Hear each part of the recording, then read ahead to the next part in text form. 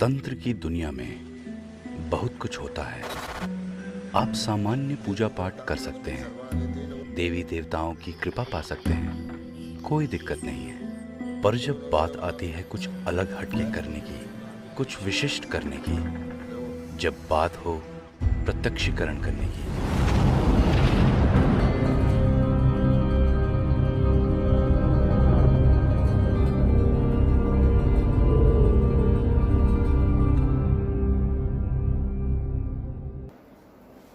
नमस्कार दोस्तों, मैं तांत्रिक हरीश कुमार आप सभी का अपने इस YouTube चैनल में स्वागत करता हूं। दोस्तों, मैं आज आपको जो साधना बताने जा रहा हूं वह प्रयोग है।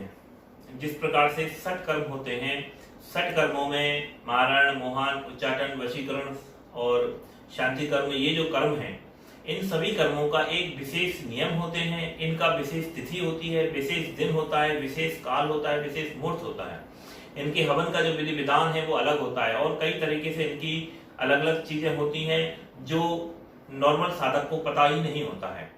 अब यदि मान लीजिए कि हम वशीकरण का कर्म कर रहे हैं, तो वशीकरण कर्म के लिए हमें किस दिशा में मुंह करना चाहिए, कैसे कपड़े हमारे पहनने चाहिए, हमें किस रूप में देवता का ध्यान करना चाहिए, ये जो सारी चीजें हैं, ये सारी चीजें वशीकरण कर्म के नियम के रूप से आती हैं। तो जब तक आपको इनके नियम नहीं पता है तब तक आप इनसे कोई फायदा नहीं ले सकते।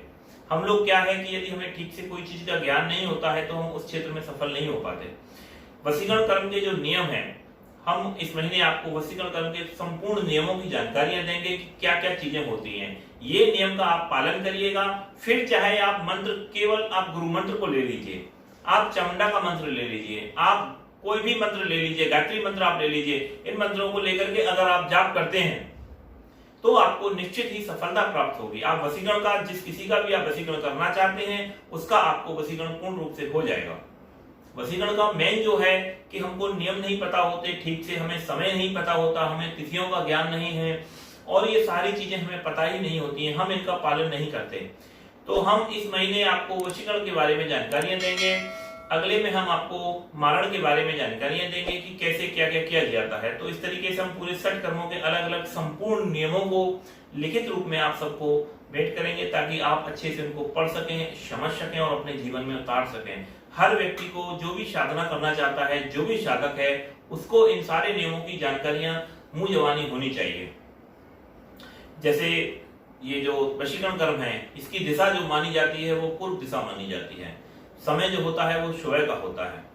तो आप रात में भी कर सकते हैं, रात में भी फिर दिन तिथियां निकालनी पड़ती हैं, समय निकालने पड़ते हैं, इनकी तिथियां देखनी पड़ती हैं। इसी प्रकार से इनके हवन का है।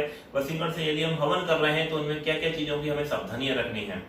तो वो सारी चीजें हैं जो वशीकरण के जो नियम है, पूर्ण रूप से नियम है, संपूर्ण नियम है, हम आपको एक बार नहीं बता देंगे। आप उन नियमों का पालन कीजिएगा और वशीकरण की जो भी क्रियाएं हैं, साधनाएं हैं, चाहे छोटे मंत्र हो, चाहे बड़े मंत्र हो, चाहे आप मंत्र सिद्धि करो, चाहे आप प्रयोग करो, उन सब में वो नियम लागू होंगे और आप उनके मान करके आप ये साधनाएं करते हैं तो आपकी साधनाएं पूर्ण रूप से सफल होंगे। आप जिसका वशीकरण करना चाहते हैं उसका वशीकरण पूर्ण रूप से होगा। तो जिस किसी को भी ये वशीकरण के नियम के बारे में जानकारी चाहिए होगी, आप हमसे संपर्क कर सकते हैं। हम आपको इसकी पूरी नॉलेज, आपको जानकारी दे देंगे। ठीक है दोस्तों।